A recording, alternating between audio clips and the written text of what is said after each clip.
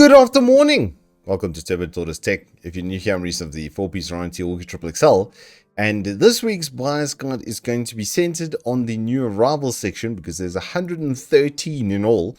And it just so happens that I'm going to be reviewing 2 of the products on this page in the next 2 weeks. Basically, I'll have those reviews out for you. So yeah, we're gonna just talk about them and show you why I also pulled them out for review. And then I've got a bunch, an absolute bunch of gaming chairs to suggest to you as well. Starting with some more Marvo Monka bang for buck goodness. This is just absolutely incredible at $500 once again. It's got a bit more entry-level sensor on this. I don't think, it gives details, but I think I saw somewhere that it's a detune 3325. It should be, I think, 350 IPS and 35G acceleration. So not quite as good as their top end variant, but $500 for this wireless and 59 grams at least. It's kind of insane.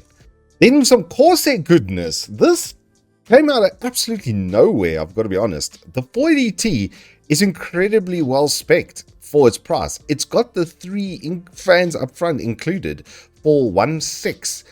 That's kind of unreal. I haven't seen a mid case in this price bracket from Corsair in a really long time, and seems pretty big as well. As I say, I've got this one for review, so I'm going to do this one probably on Friday. I should have that video out for you with this. It's just kind of sick bang for buck from Corsair, and a T series as well. I don't always, usually those are like really high end, but now they're bringing it to us at a really decent price. It looks pretty cool as well. I think this is going to be a banger.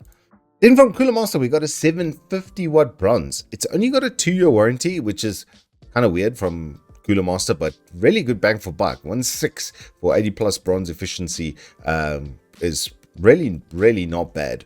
And staying with Cooler Master, their new insane bang for buck monitors. They've gone away from the VA on the previous gen for IPS. It has increased the price slightly, but a 1440p 100 Hz refresh rate, 1 millisecond response time for 4,000 Rand with a 3-year local warranty.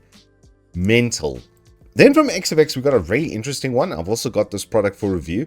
It's got removable fans. They've gone with this magnetic air easy swap type of tech, as you can see over here. And so we're going to see how that functions. I'll do benchmarks and stuff just so that we have a reference point to see how good it will perform in RTX environments. I've got Wooks to test on it as well. So I'm going to do a bunch of benchmarking on this to see the performance, if the fans can keep up with games that generally cook GPUs like Wukong. Then from onto ASUS, we have a whole bunch of new notebooks, and they are exceptionally good bang for buck. This is a great example of this. Ryzen 7 7000 series with 8-core 16 thread, 16 gig RAM, 1 TB drive, 1080p, 144 Hz, but with a 4068 gig for 24K, makes this honestly one of the best bang for buck notebooks on the market. 3-year warranty as well, typical ASUS quality, and this tough A15 chassis has been doing very well. Then moving on to some gaming chair suggestions. I'm just going to go from the cheapest to the most expensive. I would say the Warp right now on Uncle Evetech is the bang for buck king.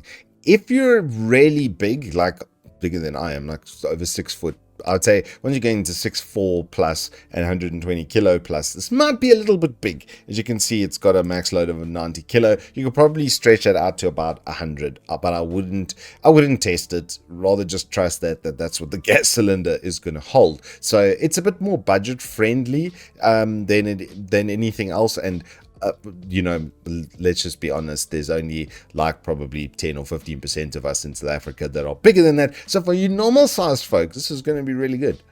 Then from Uncle Vertagear, it's the PL1000. I've got one. So yeah, these are, I might be a bit biased. They've got built-in lumbar support. It is quite a firm seat if you like a lumbar support type of setup, and then it's got the adjustable cushion. Overall, it's still pretty damn comfortable. I do alternate with my Rosie depending on what I need to do with it. The Rosie is hooked up to the sim. I have absolutely no problem sitting on this chair. It's just the backrest is a little bit firmer. Then we have the Nitro Concepts X1000. This is my ultimate gaming chair. This is the most comfortable chair I've ever sat on, I think, in my life. It was made, especially made as a gaming chair. This thing is so comfortable. I just have no words. I've reviewed this, the white unit over here, which I will link for you guys over here. It's a bit of an older review, so I apologize about the audio and stuff. But the chair, I cannot understate how comfortable it is. And they've done really cool stuff where they've put the, you know, the things, the Transformers. You can get it with the Autobots edition, or you can get it with the Decepticons edition, or you can get it with the Optimus Prime edition. These are flipping cool, okay, and they are really ridiculously comfortable. And finally, moving on to the pièce de résistance. If you want the best, you must go and buy the noble. This is a BVB edition after a football club in Germany, as far as I'm aware. I don't really do sports, go figure. It's funny that they would do a sports thing as well, go figure. But the Hero Edition, which I've also reviewed, I've done the Doom Edition, which I'll show you in the slides over here and pop out for the homies, is very, very comfortable. It's funny because the normal one comes with extra cushions, but the other ones don't, which is kind of weird for some reason. But you can get it with the Ents version, you can get it with the Darth Vader version, which looks flipping awesome. Trust me, I've seen this one. It's very, as a Star Wars nerd, this is very flipping cool.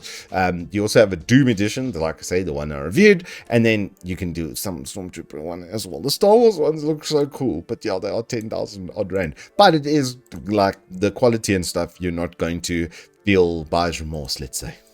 And that, my Liptions, is your buyer's guide for the week. If you have enjoyed this, please do hit us up with a like and subscribe. As I say, those reviews will be coming out later this week. I'm doing the stream tomorrow on the Elgato Facecam Mark II. I'm going to do the whole stream on that, and then I'm going to do the review and show versus my current Facecam the improvements, because I've got a Facecam, so I can show like for like, which is flipping cool as well, I will say. And then we're later in the week, we're going to have that Corsair 480T, and then next week we're going to have that XFX 7800 XT with those removable fans, and we're going to give that thing a proper poke in the eye with games like Wukong, and we're going to see what it can do. Anywho, that is all I have for you this week.